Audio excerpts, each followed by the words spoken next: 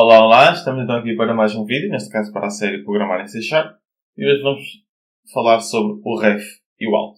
Ok, basicamente o ref e o alt também são tipos de parâmetros, ou argumentos, como preferirem, e eles fazem praticamente a mesma coisa, ou seja, criam uma ligação com o argumento enviado para a determinada função, ou seja, é como se existisse um link entre o argumento e a variável original. Ok. Se o conteúdo desse mesmo argumento mudar, ambos mudam, ou seja, graças a essa mesma ligação, seja dentro ou fora da função.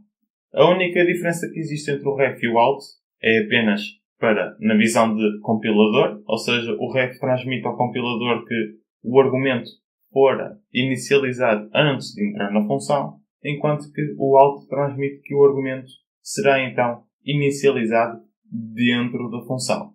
Ok, mas basicamente fazem ambos a mesma coisa e é isso que vão poder observar aqui. Ok, eu vou criar aqui uma variável, será o int número, toma o valor de 0, que é uma variável do tipo inteiro. E vou começar aqui a criar então três funções. Uma função será com um argumento normalíssimo, depois até podemos chamar a função de normal para não confundir, depois uma outra função com ref, que é basicamente, podemos até chamar de ref, a mesma própria função, e depois o alt, que vamos chamar também de alt, é essa mesma função. E aí é que vão perceber a diferença com o que depois eu fizer dentro da função run. Ok. Vamos então fazer o seguinte. Public void normal. Ok, vamos chamar de normal, tal como eu disse. Vamos colocar apenas um argumento normalíssimo. Bastante simples, nada de novo. E vamos fazer o seguinte, vamos tentar mudar o valor desta variável que está aqui fora para 1. Óbvio que não dará, porque isto é basicamente uma variável local, que eu depois vou explicar a diferença entre variáveis globais e locais, num dos próximos vídeos. E agora vamos criar uma outra função, neste caso mais funções, que são o ref. E agora, atenção que o ref aqui, o nome ref, não é necessário. Pode ser outro nome qualquer. Ou seja, de nada intervém com o próprio argumento do tipo ref, ok? Portanto, eu coloquei este nome apenas para não confundir. Mas se calhar é isso mesmo que eu estou a fazer, estou a confundir. Mas pronto, vamos deixar dar assim que eu já tento explicar da melhor forma. Agora o que temos que fazer, como eu já fiz, é colocar ref e depois colocar o mesmo argumento, que será do tipo inteiro e de nome número, só que antes colocamos então o ref. Atenção que quando chamamos a função e enviamos qualquer tipo de argumento ou parâmetro, como preferirem, temos que escrever também o ref, ok? A palavra antes de começar. Ok, aqui vamos tentar colocar o número para 2, que é basicamente aqui já existe uma ligação, e aqui vamos criar uma outra função, que será então de nome alt, que também não interfere o nome, ok? Portanto, lembrar que o nome não interfere, para não confundir. Alt int número. Ou seja, basicamente o que temos que fazer é colocar ou o ref ou então o alt antes do nome, antes do tipo e depois sim do nome do argumento. Ok. Dentro vamos fazer uma coisa, só que com o número 3. Ok. Temos então as nossas três funções criadas. Agora o que temos que fazer é ver se os valores mudam ou não. Vamos só escrever aqui duas console.writeLine para mostrar o número antes da função e após a função, o número depois da função. Vamos fazer o seguinte, por exemplo, número antes da função, antes da função, será, buscar aqui então a nossa variável, será a função, fechar aqui a string, será número, peço desculpa, fechar aqui a string e agora vamos fazer então outro console.writeLine. Podia ter feito o CW com os tabs, mas pronto. E aqui vamos colocar a mesma coisa, só que em vez de ser antes, será depois, ou seja, número depois da função. 2 pontos.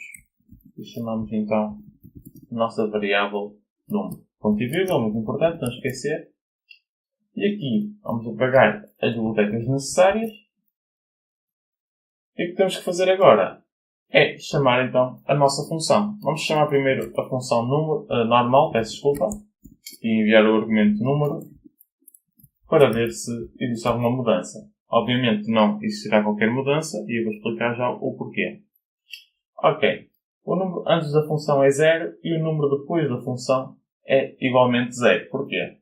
Porque, basicamente, na função normal, temos aqui o nosso argumento e o valor muda dentro dessa função.